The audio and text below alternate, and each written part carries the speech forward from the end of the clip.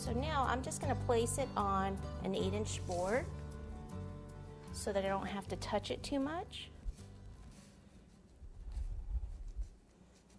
So this board, if you're going to put it on a cake, all you really need is an 8-inch board like this.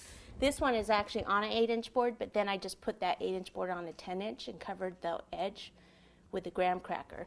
So if this was going to go on a cake, you would just do it on a board like this, and then put some supports in your cake because this is heavy. Keep it on the board and then cover the board so you can't see it on the top of your cake.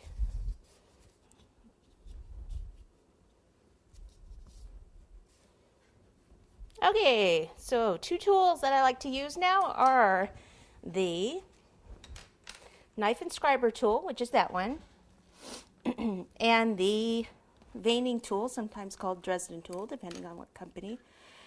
This one has a thicker end and a that's the thicker end, and a thinner end to do veining. I'm going to take the thicker end and just go around like this part of the legs, and then take my finger and kind of smooth it a little. The arms, hand area, kind of around here. Same on the other side.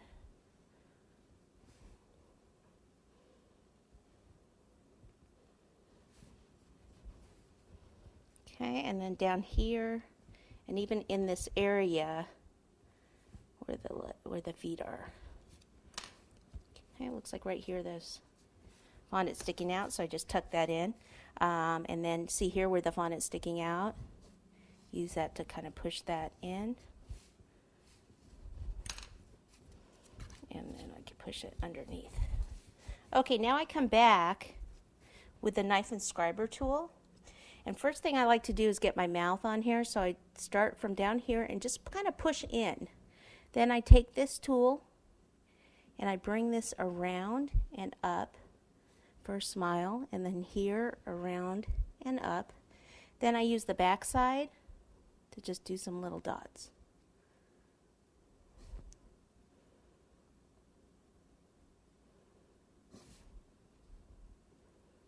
Okay?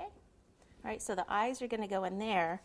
So the next thing is just to draw some lines, kind of from here coming straight up for the fur.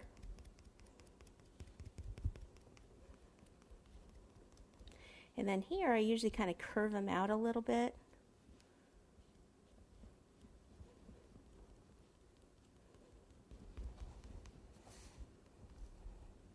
Straight down the back. So see, this is where I said you're not going to, if you have a few lines in the back from where the seam is, it's not going to be that big of a deal.